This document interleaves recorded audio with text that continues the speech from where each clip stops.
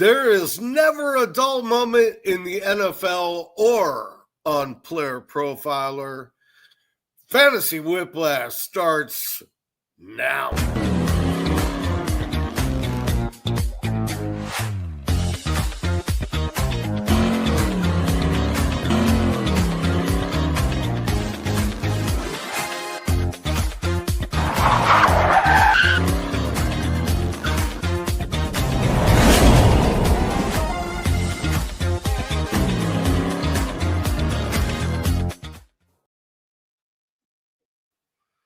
Now, the question is anybody still here?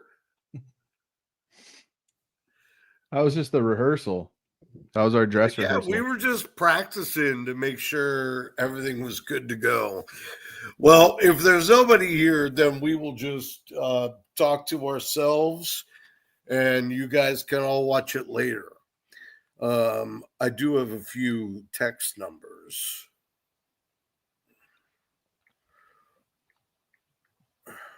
There we go. Is there a new Mike is like, hey, what's going on, man? Yeah, just a little technical a rehearsal. It wasn't a technical difficulty. That was planned. That's right. So anyway, if you're watching this video or if you show up in the comments, I got to tell you all the YouTube stuff. Please make sure you subscribe to the channel. You can like it at any time. That helps us get seen by the algorithm. It is myself, Samwise. You can find me at Buy and Sell You on Twitter. And this is my buddy Colton Dotson from Football Guys. You can find him at FFC Dodd on Twitter. And this is Fantasy Whiplash. We're going to talk news. We're going to talk injuries. We're going to talk suspensions. We're going to go through it all. So how you doing today, Colton? I'm doing well, man. I can't complain. Just excited to talk a little ball with you. Always like hopping on. I'd keep it interesting. Yeah, you always do keep me on my toes, man. I'm like, I know this is live production here, so I got to be ready for whatever Sam throws at me. That's right.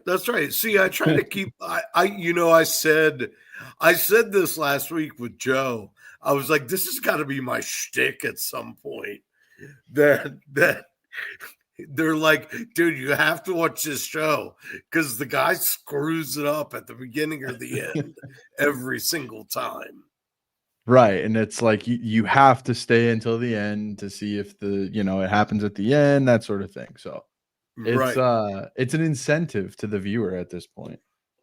Yeah. So I am not sure if we are even live right now on YouTube. I know we are live on some of our Twitter destinations. So thank you, everybody, for watching. We had some technical difficulties, had to break out, start a new stream, and break back in. The question is whether all the people in the comments can find said new stream. But let's get right to it, Colton. What do you think, man? Let's do it. That's why we're here. Let's do it. Well, you know what? We're going to just kick it off by giving the people what they want.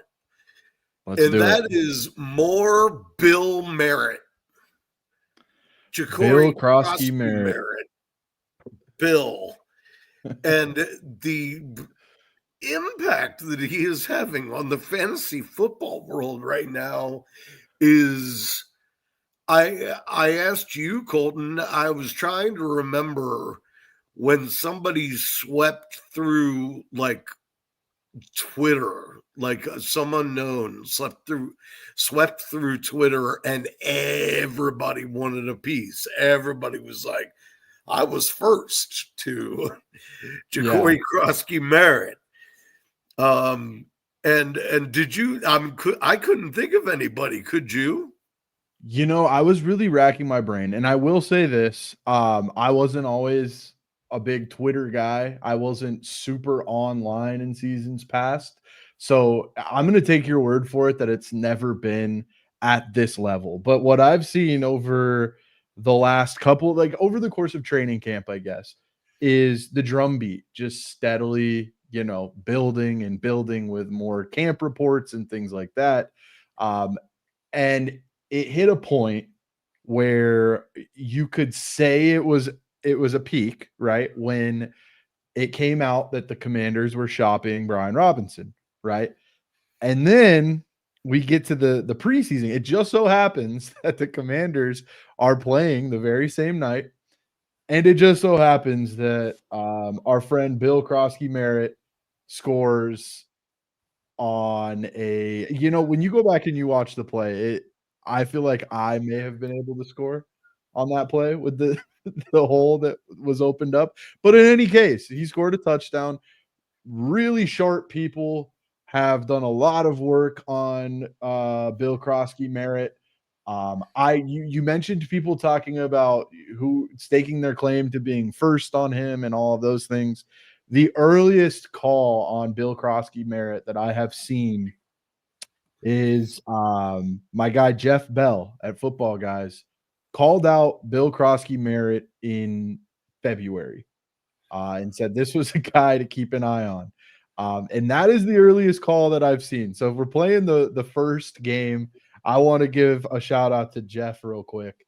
But in any case, it has been, once he scored that touchdown, not only watching him score, but then coupling that with the positive camp reports and then the willingness to move on from Brian Robinson, it seems to be trending in a direction where, at the very least, Bill Croskey-Merritt is going to play a meaningful role for the Commanders this year, whether that be meaningful for a 7th-round rookie or just meaningful in general is kind of what we have to is what remains to be seen. But in anything like this, I'm like, I don't know what's comparable.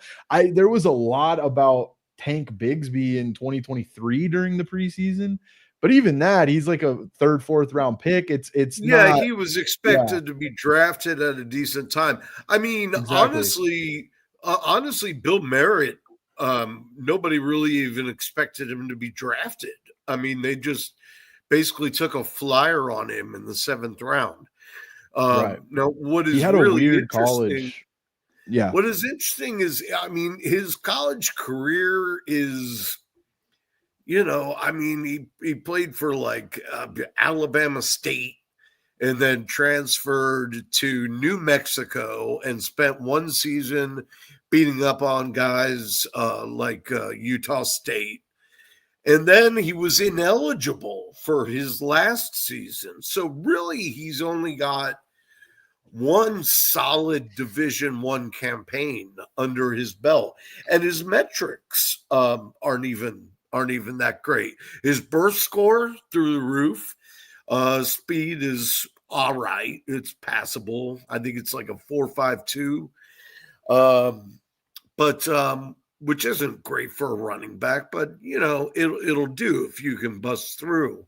His agility isn't much to speak of, but I know for me, there were a couple guys on Dynasty Degens that were pointing at him and saying he's going to have a role in Washington, and this was before they decided to start shopping Brian Robinson. And I was like, what kind of a role? I mean, he's got to fight his way from the bottom because Chris Rodriguez is here and Jeremy McNichols is catching balls, and Bill Merritt hadn't caught a lot of passes in college. And I was like, I just dismissed him. And if I'm going to be completely honest, I'm still kind of dismissing him until Brian Robinson is gone. And so I'll pose that question to you. A, does anybody want Brian Robinson? And B, if they keep him, does Bill Croskey-Merritt overtake him for that job?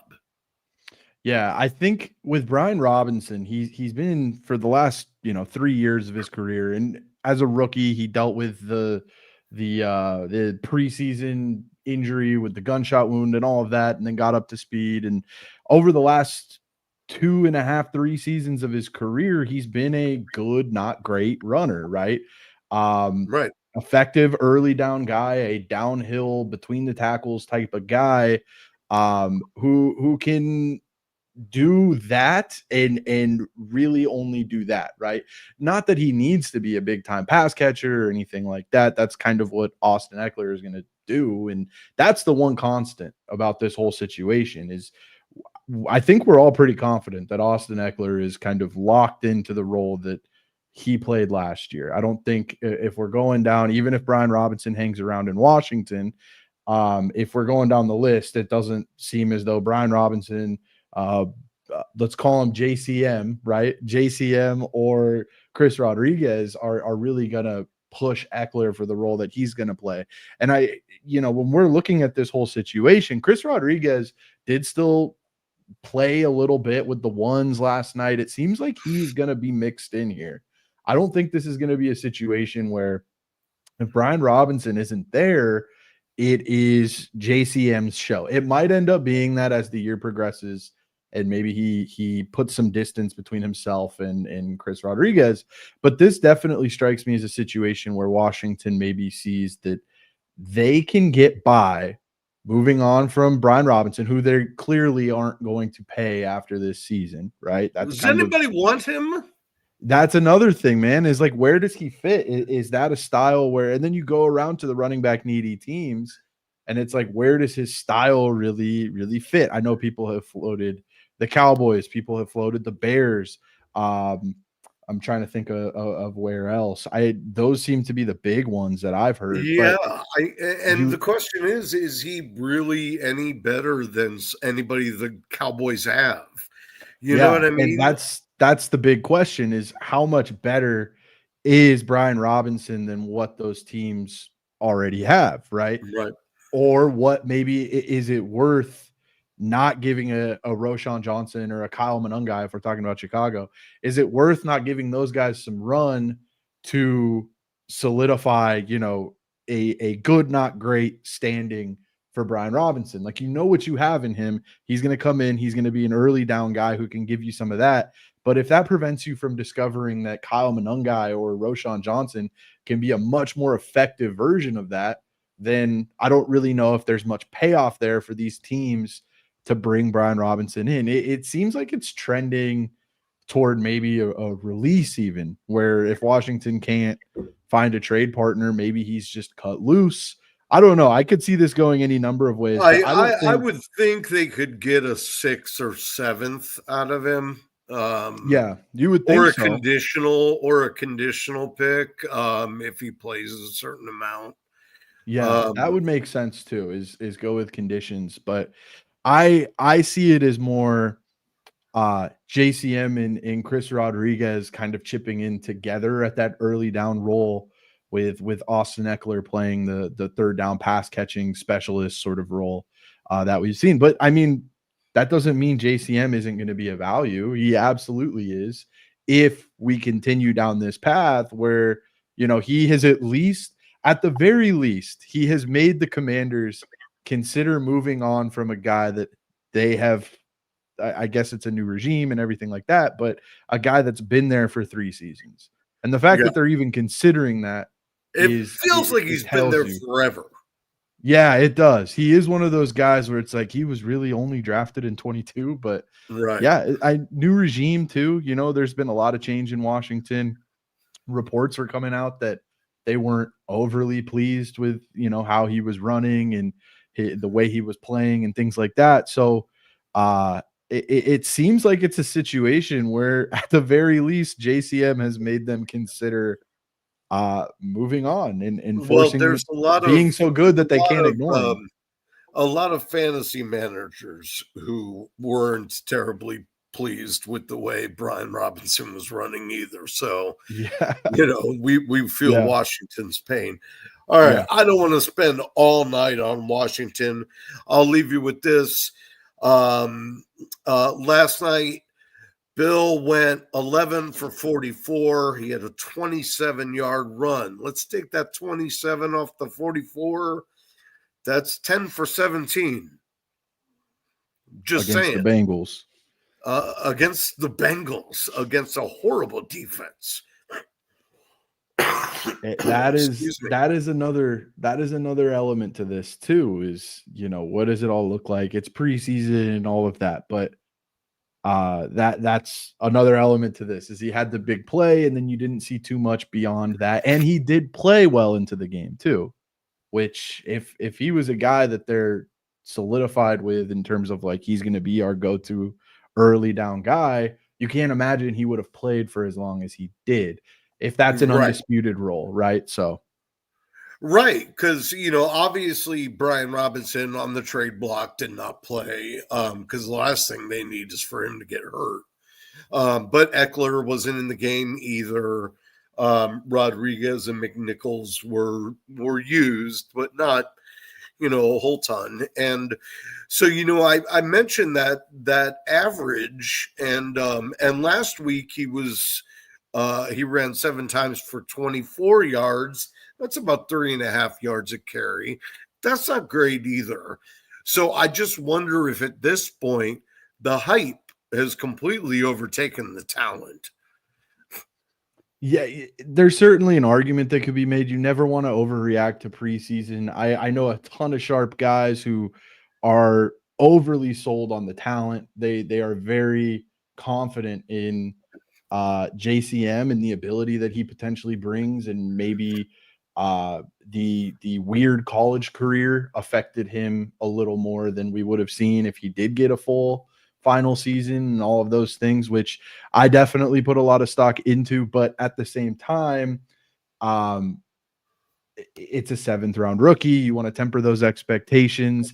If you can get him, you don't want to go overboard, right? You don't want to go drafting him where you would have drafted Brian Robinson if he was the clear early down guy. Don't just flip JCM and Brian Robinson because he ran for a 27-yard touchdown against the Bengals second stringers in the preseason, right? Right. Temper your expectations, but there is a little more upside here because of what the Commanders have hinted at doing with Brian Robinson. You have to imagine JCM may have forced their hand a little bit with the stuff that maybe he's done in training camp. Yeah, sure. I mean, at the end of the day, I'm curious, if you just go out on the street, if besides people that are heavy into fantasy football and people in Washington, does anybody even know who Bill Merritt is or care?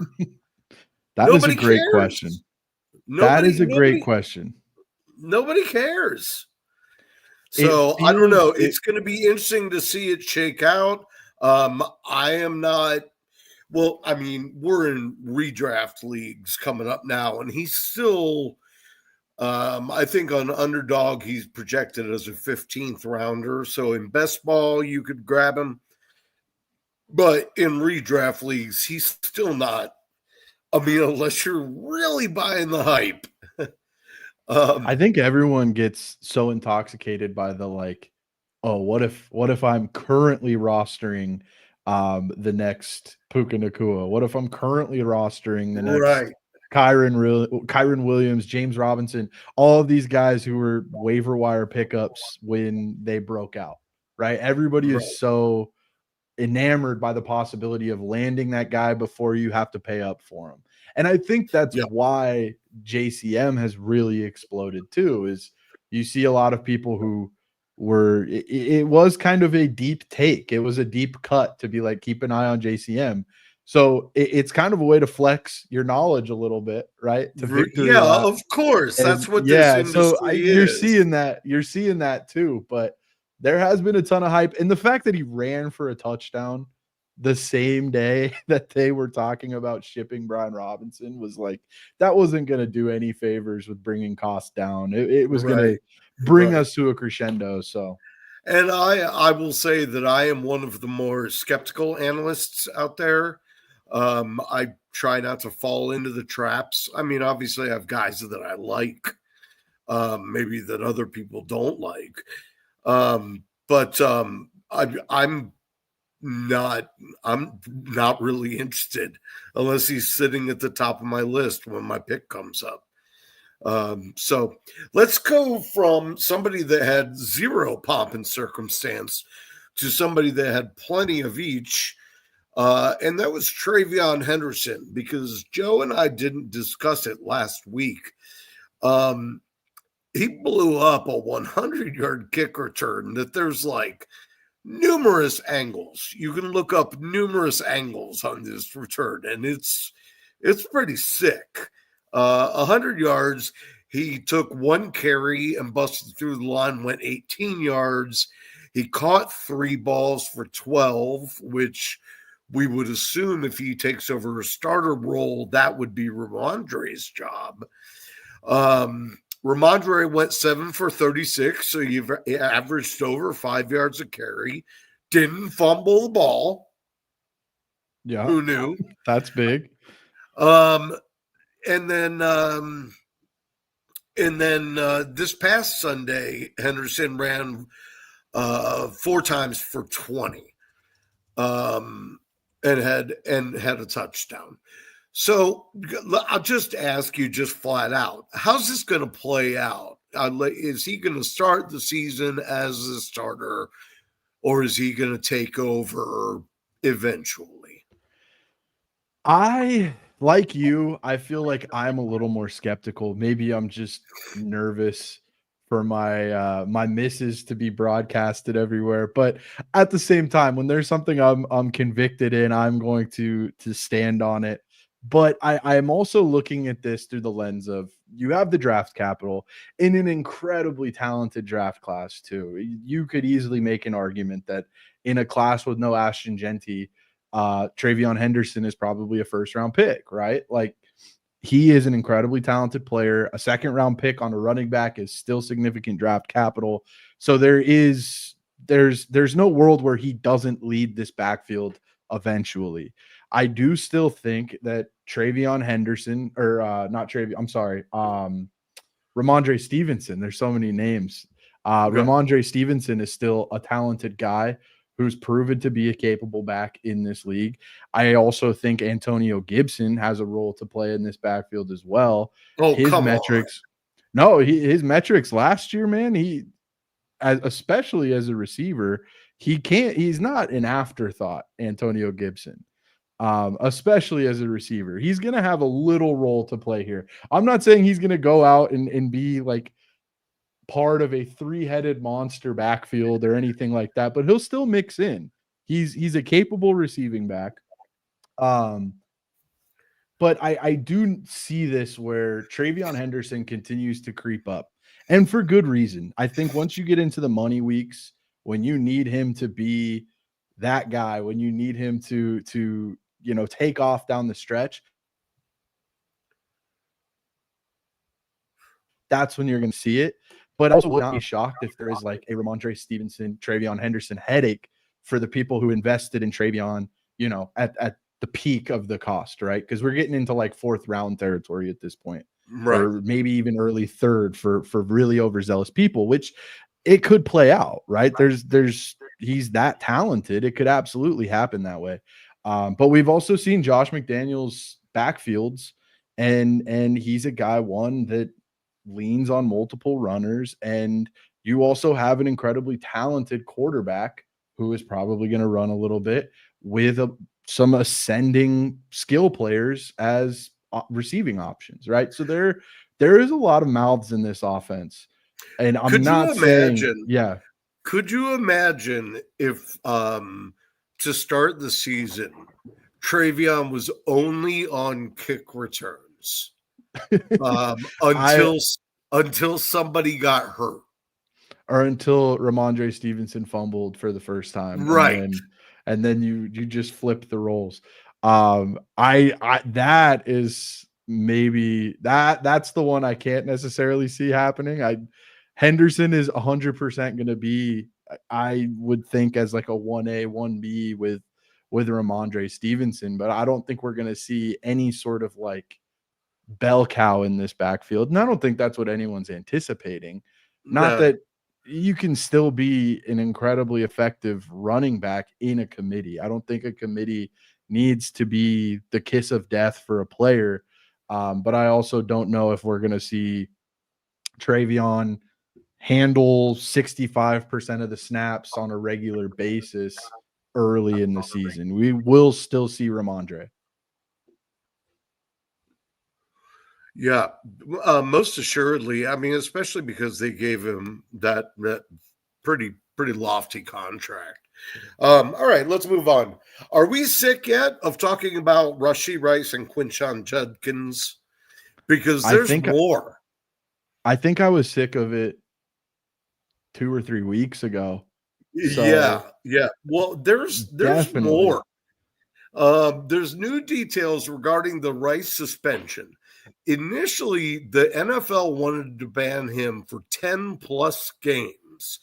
And his representatives were like, whoa. There's no precedent for banning somebody for over half the season.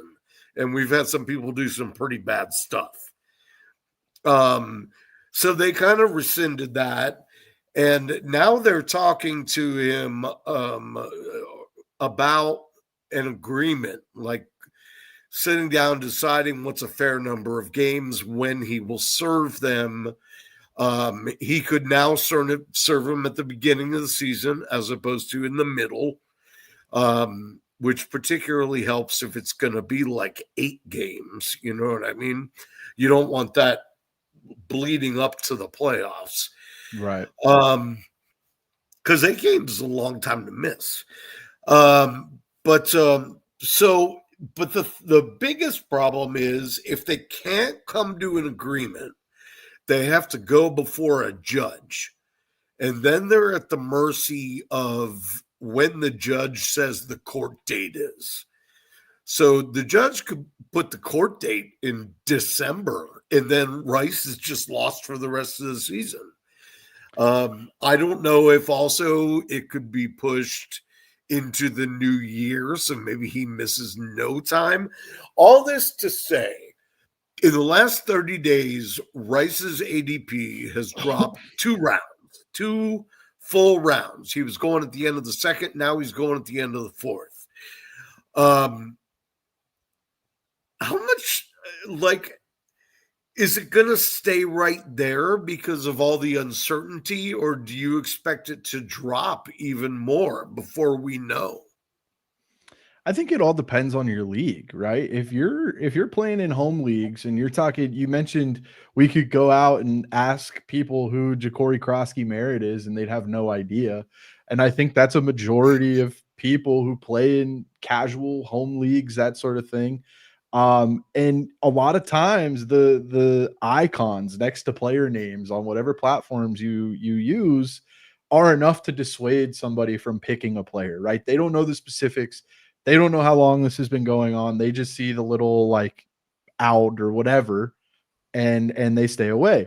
And beyond that, if you're going off of projections and things like that, he's going to be projected for fewer games. I have him right now as my wide receiver 32, just because there is so much ambiguity around it, and you don't want to invest, because he should, if he was missing no time, even coming off of the injury, he's worth a premium pick, right? You're making that investment.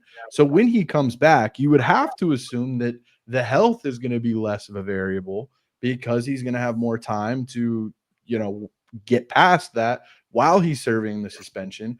But you mentioned that he might be able to serve it in the beginning of the season, which would be huge. And, then you're not worried about the playoffs. But if you're missing him, from weeks, I don't even want to speculate, because I have no idea how this is all going to work we out. have no clue, and we might not find out until like days before the season.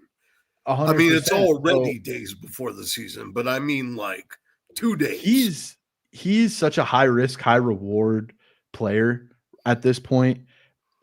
Like a player where his ADP is not indicative of where he should be picked if he was on the field, right? So it's just a matter of when do you feel comfortable taking that risk. When he's on the field, you know, I have him ranked ahead of guys who are also risky for their own reasons, right? So you have to, it's a personal value thing to you. How valuable is the production for when he's on the field? And then what is sort of your risk tolerance threshold when it comes to like, what pick am I willing to invest in a guy who could miss 6 to 8 games now, right? Because that seems to be what the middle ground might end up being on this suspension. I just saw, and I'll answer Kyle's question. Kyle, as far as I'm concerned, without knowing the scoring settings or anything like that, anytime somebody says Josh Allen or blank, the answer for me is always Josh Allen. And it always will be. Until he I think I'm with you. Until he doesn't have arms anymore. Oh, here we go. He said, one quarterback. Yeah, I'd keep Josh Allen. Half PPR, 12-man. He drafts 10th. So just to be clear, he would need to give up a first rounder to keep Henry, give up a third to keep Allen. I'm keeping Allen. Oh yeah, definitely Allen. If I interpreted that correct, because if you're drafting 10th, I think you did. What I was about to say was I just in a draft today at the 6-7 turn. I mean, that's how long people waited for Rice. They didn't even do the end of the 4th round. They left him sit there for 2 more. At the 6-7 turn, he took Rice and Addison because they were just sitting out there begging for him. And actually, I was actually kind of mad because I didn't realize Addison was still on the board. Yeah, I think he needs to change his team name to 2 or 3 games is nothing to me. Right. That's one where you can palate. That's more palatable than, you know, what we might see Rice with. I think you need to change your team name to the commissioner's exempt list if you're drafting both of those guys, though. That's the rule, I think. But so Quinshon Judkins had his charges dropped for domestic battery, but now he still can't agree on a contract with the Browns, and the NFL said, the NFL said, well, you know, we know that they dropped the charges, but we're doing our own investigation. I'm not really sure what that entails. Do they hire a private eye or what?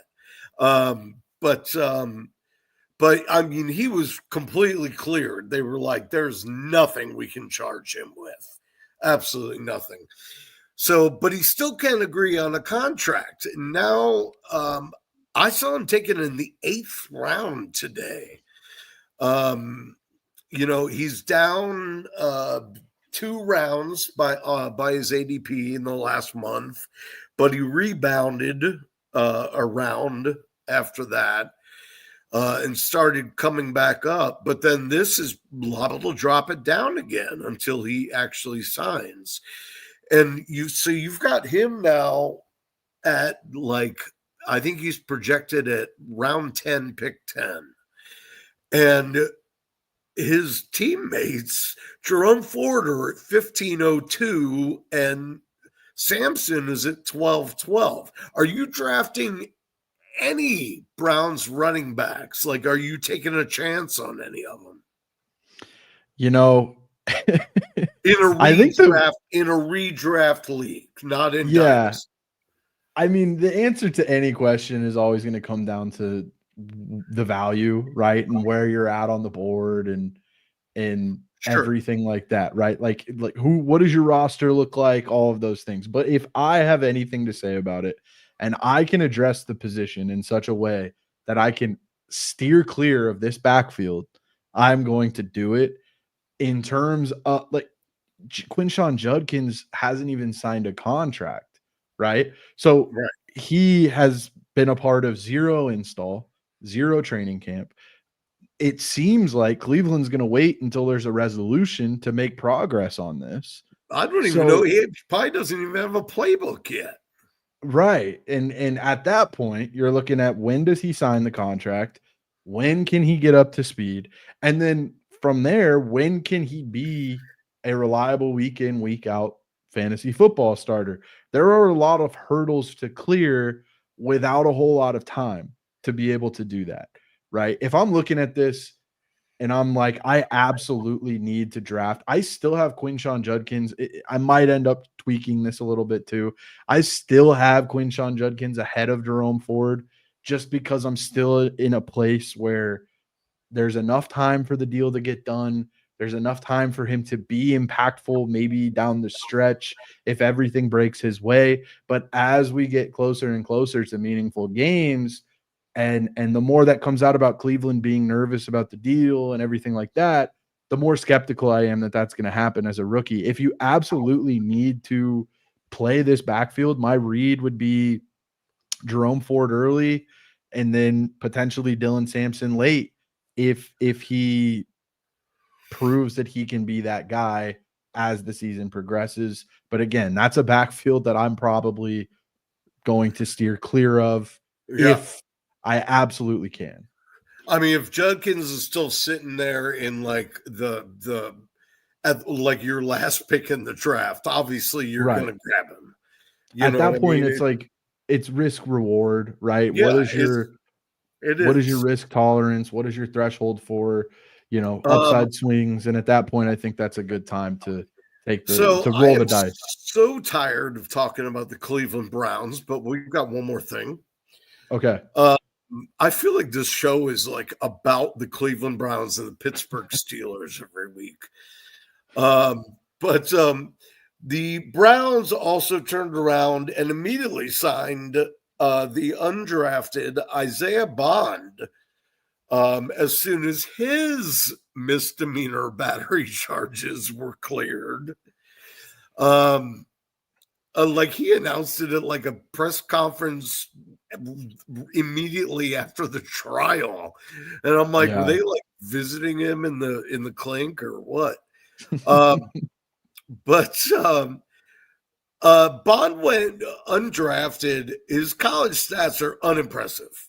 He had 99 catches, uh, uh, almost 1,500 yards, and 10 touchdowns over 3 years. That's nothing to write home about. But by all accounts, his metrics, his athleticism, his knowledge of the game is just absolutely off the charts, and cannot be measured. And it got me to thinking, well, I wonder if anybody else has ever had, this kind of effect. And I'm sure they had, but I was trying to think of people in my recent memory. Well, I didn't have to go far. I stayed right in Cleveland. And I realized that in college, Josh Gordon had 43 catches for 720 yards and 7 touchdowns. But he was number 8 in the entire class athletically. And we saw what he did when he wasn't getting in trouble. I mean, it was like he's one of the great what ifs at wide receiver in the NFL. Like, what if Josh Gordon kept playing? And I also didn't realize that as recently as 2 years ago, he was on the Tennessee Titans. Did not know that. Yeah, he bounced around. He bounced around for a little bit where I want to say he played for the Chiefs, Patriots, Seahawks, and the Right. Titans in like a year and a half. He was trying to see how many jerseys he could collect before it was time to hang them up. But yeah, he definitely got played everywhere. But I there's so many jokes that have already been made about Cleveland and their type when it comes to players, and it didn't do the PR team had to be pulling their hair out the No, yeah. day it had to be within days after They were like, Judkins we've news comes out. used up all of the terms that we usually use to make this stuff go away. Right. And when I don't know if you saw Isaiah Bond's opening for his press conference. I want to say that was today. It was like when you stand up in high school and you're trying to remember the speech that you've rehearsed, right? Like you wrote it on note cards, but you lose points every time you look down. So you're just like focused so hard on what you've memorized. It was just such a clearly, somebody wrote it for him and he spent days trying to memorize it before he gave it. So it was a really interesting opening to a press conference. But I mean, he seemed excited, and another receiver in that room to compete with Deontay Johnson and Yeah, I mean, Cedric Isaiah Tillman. Bond at best is fighting for a depth role right now. Right. But if he gets that, do I think athletically he could work his way up to being like a go-to guy in that offense? He could be. He could be the Robin to Judy Superman, or sounds like I don't know comic books at all. No, He could be the Robin to Judy's Batman. I knew what you meant. It's all good. But it's gonna take a while, and I'm seeing people start to grab him and redraft, and I'm like, I don't know, man. Once again, like, didn't really perform in college. They're basing this on pure like athleticism. Yeah. So I don't even know how good a route runner he is. I don't think anybody does. Any redraft consideration is probably overzealous. Yes. This is like a taxi squad in a dynasty league type of guy. Yeah, I could see stashing him in dynasty. I've got him on one of my dynasty teams. I drafted him in the rookie draft, actually. I took him with like the 411 right at the end of the draft. That makes perfect sense. Yeah, everybody's taking flyers anyway. You know what I mean? Exactly. And then you stash him. He doesn't take up a roster spot. There you go. All right. So we're going to talk a little bit more about developments from the preseason week 2 and hopefully not go back to the Browns again. But before we do that, I want to mention, if you haven't heard of it before, we have a app called FastDraft. It's called FastDraft app. It is a best ball powerhouse. It is way faster than Underdog. It is way faster than any, slow drafts or the charity leagues or anything like that. We're talking literally you can do a full-length draft in 20 minutes. And there's no rake by the house.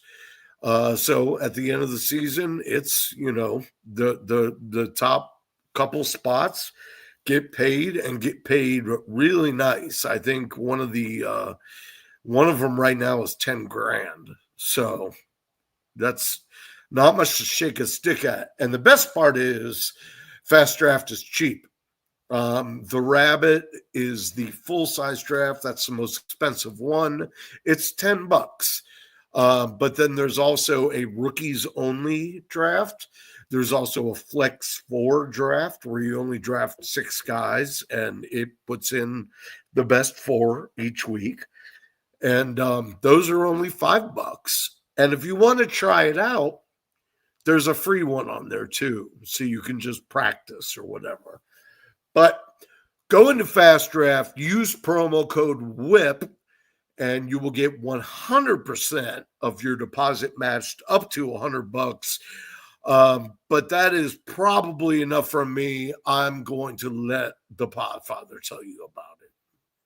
You asked, we delivered a full best ball tournament on FastDraft, but we do it the FastDraft way, and it's called the Rabbit, because of course it is. 20-second time clock, 15 rounds. These drafts, they take 20 minutes. That's it. So you get a lot of new people coming in and playing, get a lot of best ball bros playing, exploitable ADPs, no rake. It is the best EV in all of fantasy. You should just go to fastdraft.app, use code FAST. You get a $50 deposit match. These things are a blast, and it's the best use of your funds in all of fantasy.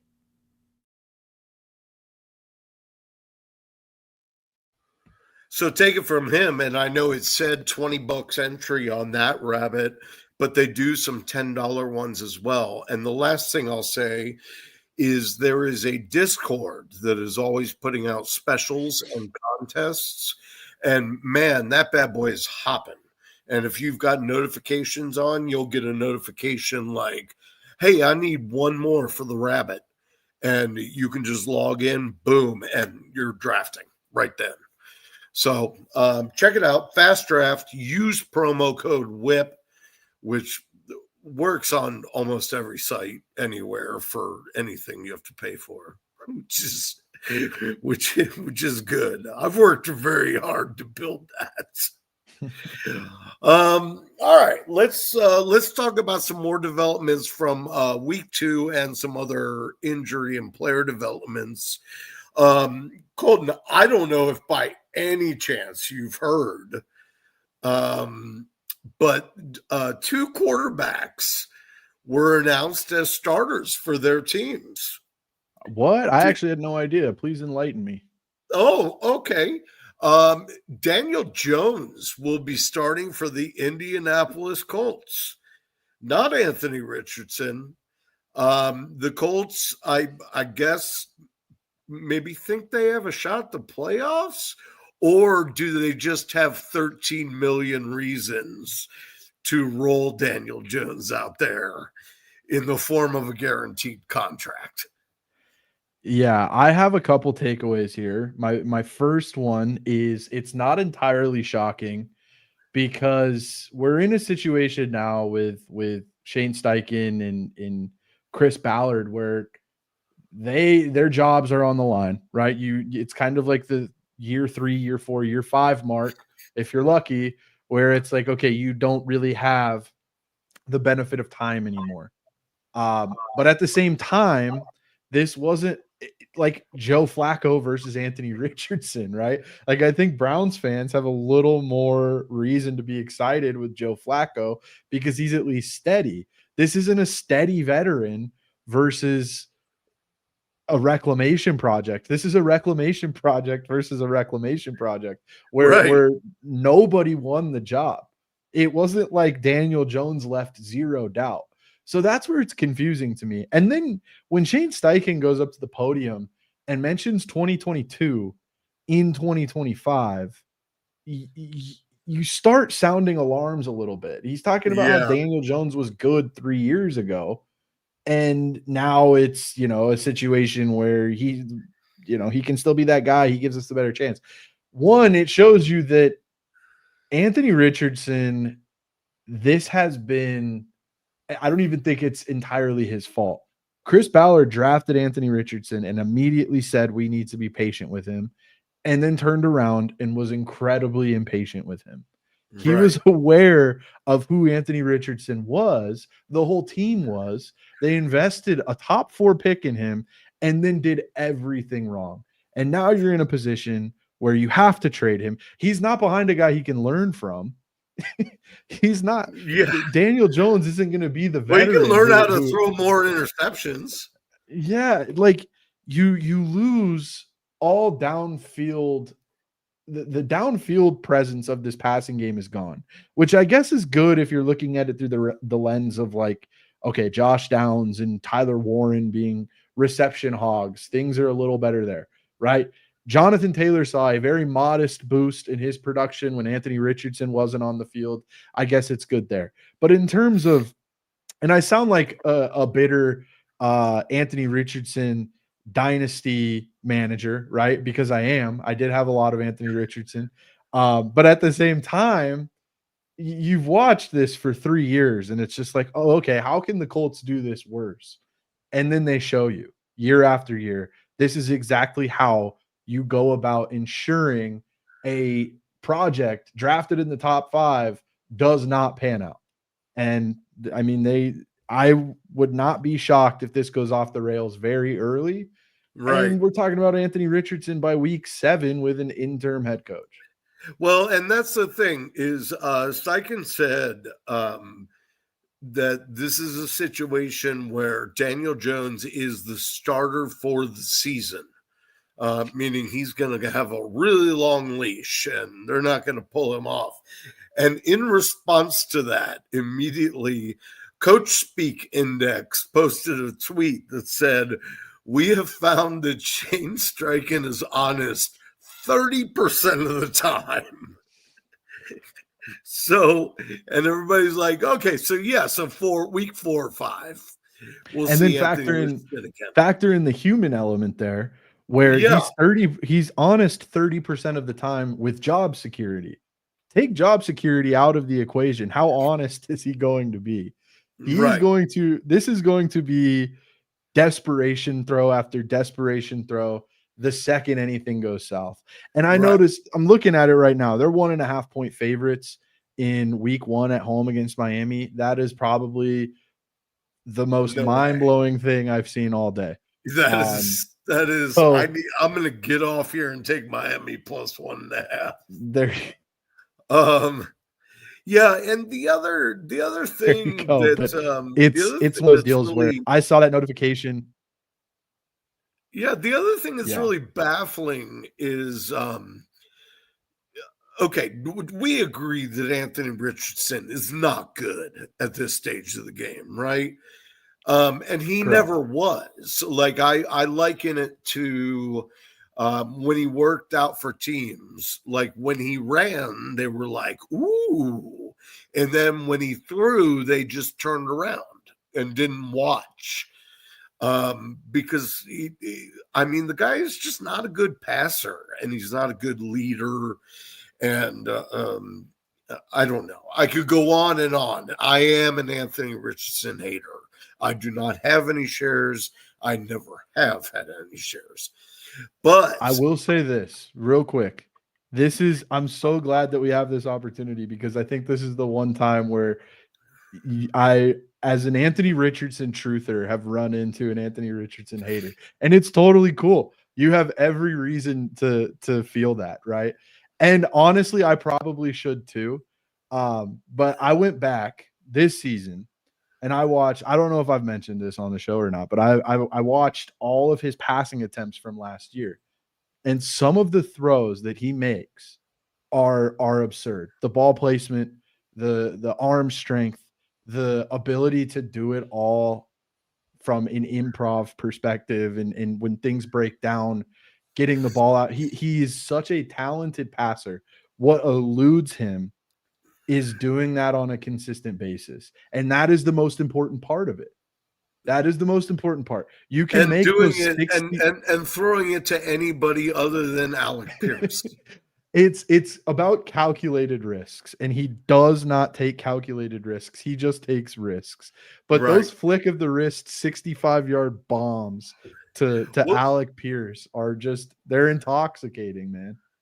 I will hand it to Cleveland. I understand because they had the Flacco magic a couple years ago, so they're all for it. You know what I mean? Yeah. The Colts fan base, almost everybody I've spoken to is just beside themselves that Daniel Jones got the job.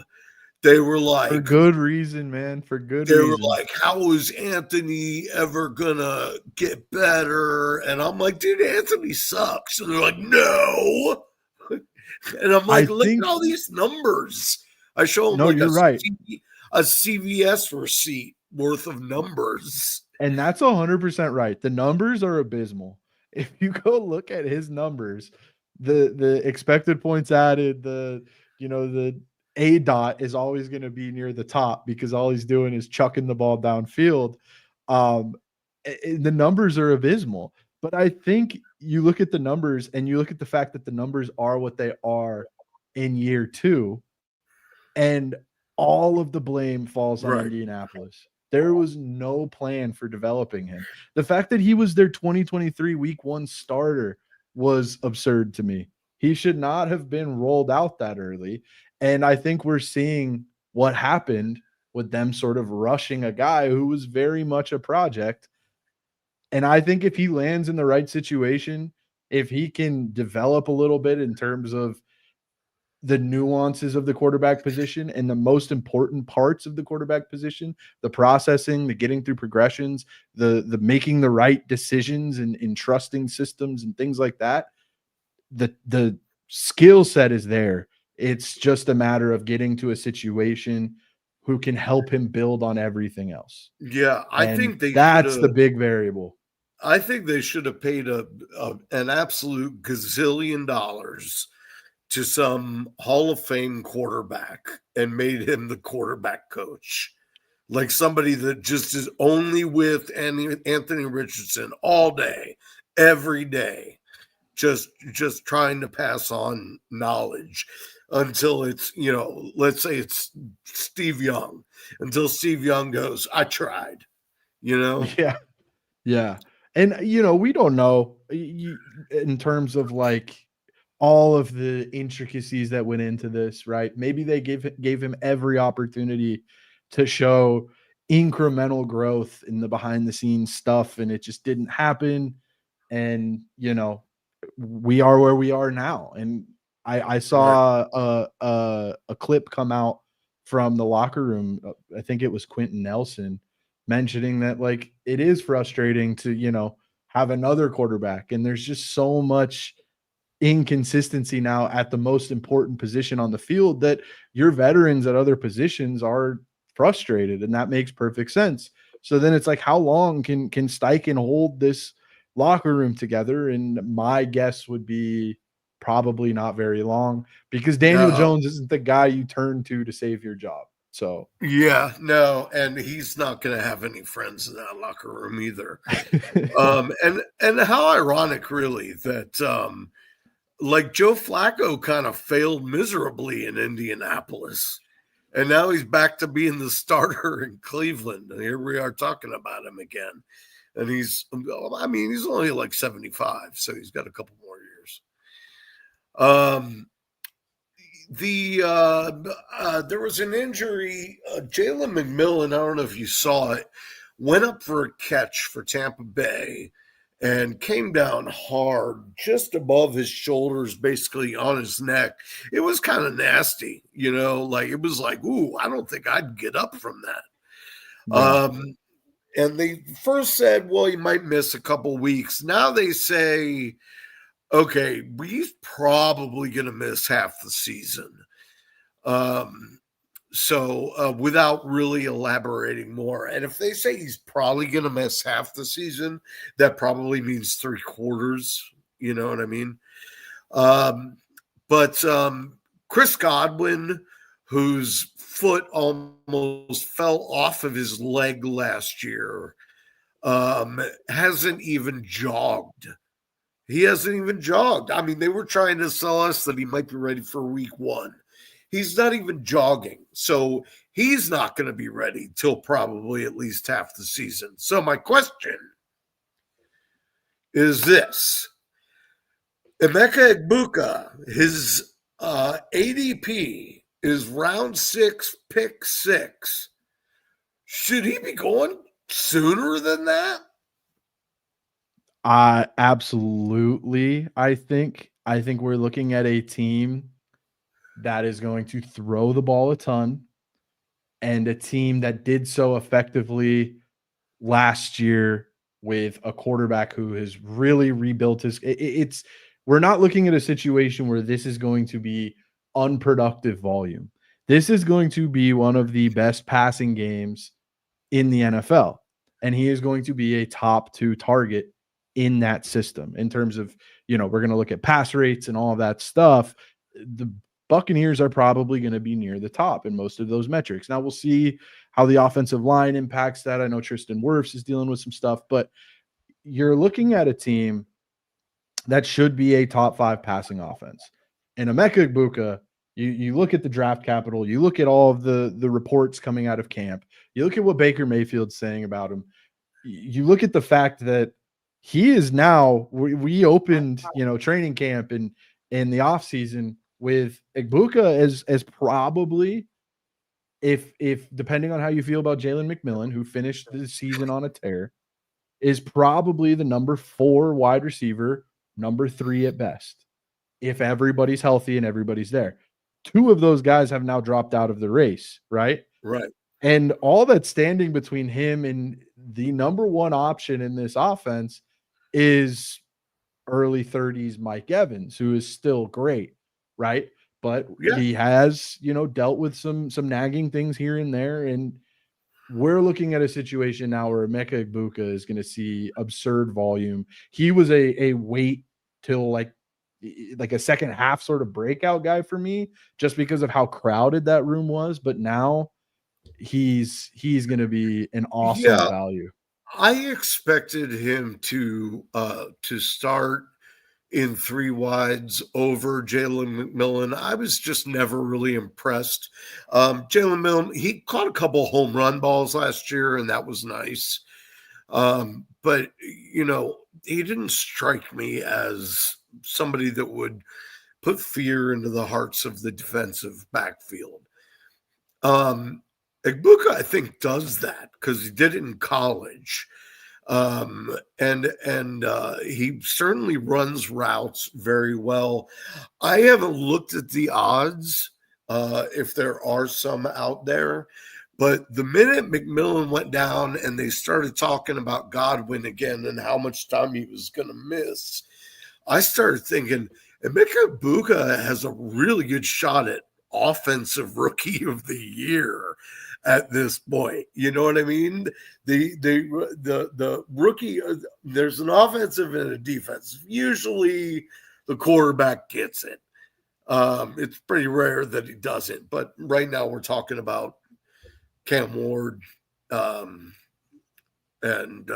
that's probably about it because Dart's not starting the season and a bunch of these guys, unless Tyler Shuff comes out of nowhere. Yeah. You know what's crazy? I just pulled up the odds. Tyler Shuck is actually 16-1 on DraftKings. Emeka Egbuka is 20-1 on DraftKings. So Tyler Shuck actually has better odds. It's probably because of the quarterback thing. Because he's a quarterback. Right. But Emeka Egbuka is still 20-1. If you're a fan of the talent, there you go. I mean, 20-1. I mean, why not?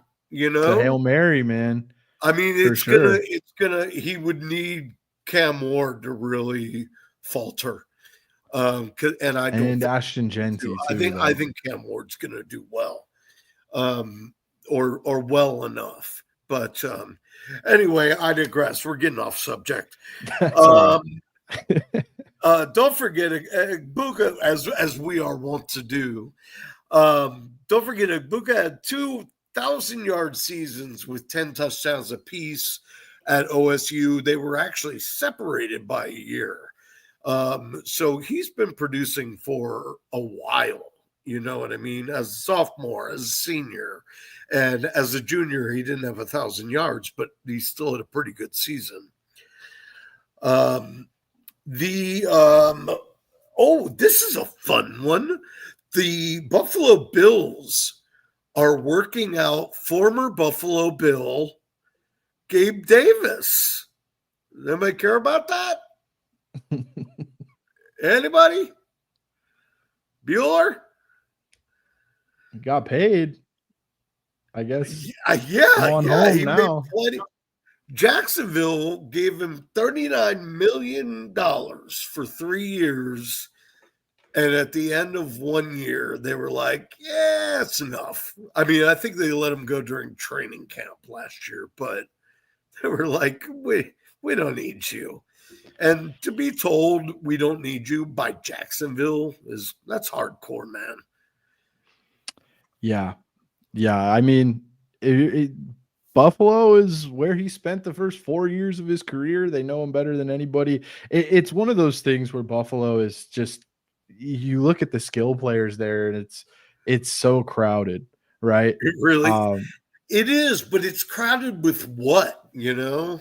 Yeah, like guys that, play their roles in that offense well. I don't think I can confidently say that you're not going to see a target hog necessarily in that offense, but it is such a potent and efficient passing attack that, while they're all going to average like 2 targets a game, there might be enough there to like have spike weeks and things like that. And, Gabe Davis fitting into that equation, that it could be something, but Well, and not necessarily. Yeah. 8 out of 10 of those guys would be okay with that. Would they be like, okay, I only got 2 targets a game? That kind of blows for the next time I'm trying to make money. But we also went 13 and 4 and went straight to the playoffs yet again. Right. It's and kind who of knows, like maybe they'll actually get over the hump one of these times. But Josh Allen can do no wrong, really, as far as I'm concerned, except he can't beat the Bengals. or the Chiefs. Which I'm okay with. I did want to mention I got a couple things here, but we're up against it, so I'm not gonna go very long. I will mention that Arch Manning downplayed his grandfather's talking, saying that there's still a possibility if he had an unbelievable year this year that he could go straight to the draft. Even though his grandpa said, no, you're not going to see him for at least 3 years. Let's put our conspiracy theory hats on real quick. Arch Manning says that the very same day that Shane Steichen announces Daniel Jones as the starting quarterback. Could be an ownership decision there. Right. I'm just saying. And they trade for Marvin Harrison Jr. There you go. Get the band back together. Just reunite all the kids. Get the kids out there. The Bengals offense shouldn't even be on the field anymore. I understand the point they were trying to make. They made it. Jameis Winston is not getting traded. Isaac T-Slay apparently is such a dog that he won't be drafted in redraft. But if Jameson Williams or Amon Brown miss any time at all, there's going to be a race to the waiver wire to get Isaac T-Slay. Yeah. Is that how you say it? And he'll have some stuff before that too, but I have no idea how to pronounce his name. So I was like, is that how you say it? T-Slay? Yeah. All right. Good to know. I'll file that one away. T-Slay slays. Slay and DBs, the last thing I wanted to mention is we didn't say it last week, but Jordan Love is going to miss the rest of the preseason with, I believe it's a thumb injury. They went out once again and added more wide receivers to this team and still didn't add one that clearly is the guy. You know what I mean? And that kind of has been the refrain and a little bit of an issue, I think, for the Packers the last couple of years. Like, it's nice that everybody contributes, but you need somebody that's like, don't let him get the ball. Yeah. So, with Love missing this time, how is that going to affect the 2 rookies coming in, Savion Williams and Matthew Golden. Yeah. I view it, and maybe unless it's like a Jalen McMillan injury or like the Chris Godwin stuff, most injuries in the preseason I'm looking at as like entirely precautionary, right? Until we get to week 1 practice reports and he's like, yeah, he's still dealing with the thumb. Then I'm probably going to sound the alarms a little bit. It was the same thing with Stafford. It was like, I don't want to put too much into the back thing until it lingers into the regular season. And that's probably the approach I'm going to take with Jordan Love too. I'm sure they're in any case with rookie receivers, you want as much time as possible to develop that chemistry and things like that. So is it a bit of a bummer? Yeah. But I still think Love's going to be ready to go. And that's something that can develop over the course of a regular season. I think they wanted, Christian Watson to be that guy. And he showed flashes and it always seemed to be like a hamstring or an ankle or something nagging, right? Always something that was like it always delayed the breakout. Christian Watson would have a big game, and that was a second round pick, right? They invested capital in him, so he was a talented dude. Still, and he still could be, right? Yeah, like the majority still a young guy. Season. Yeah, still a young guy, could still come back. But beyond that, you're looking at, Romeo Doubs, who has predominantly played the before, with Christian Watson and those two wide receiver sets, I believe. I think rookie TreVeyon is a better Doubs than Doubs. There you go. But that's 100% in line with the point that you made, where it's like it's a redundant receiver room. Like, I completely agree with you. Where a lot of these guys are kind of the same guy, where Jaden Reed and Dontavian Wicks and Romeo Doubs, and you can go down the line, and it's like, who's going to step up and be the number one guy? I think Tucker Kraft, because of all of that, has such a good shot at having a big year this year as like the go-to target, right? With Matthew Golden doing a lot of work out wide and all of those things. So they hope Matthew Golden is going to be that guy. And I think he could be finally. Yeah. But they need to give him the chance to be. You know what I mean? Instead of just forcing the ball to Jaden Reed all day long and running a bunch of trick plays to Dontavian, and and then all of a sudden Matthew isn't getting the ball enough thrown at him. So we'll see what happens with that core. They're going to be a good team. It's just interesting to see how that personnel plays out, I think. And what does their identity look like too, right? They embraced the run so heavily last year because of the Love injury. Are they more balanced? All of those things. So yeah, I agree with you on that. Yeah, well, and how can you not with Josh Jacobs? I mean, the guy never gets hurt. He always gets positive yardage. I mean, what's not to like about him, Okay, we're up against it. We got to go, but we haven't gone over as long as our record time. Yeah, we've pushed it a couple times. Which was, I believe, an hour 40, and right now we're just over an hour. But before we go, I'm going to put you on the spot. We're giving the viewers a break, man. I'm gonna put you on the spot. Let's do it one time before we go out of here. I'm ready. Call it at the end of the season. Who is going to be the NFL leader in receptions?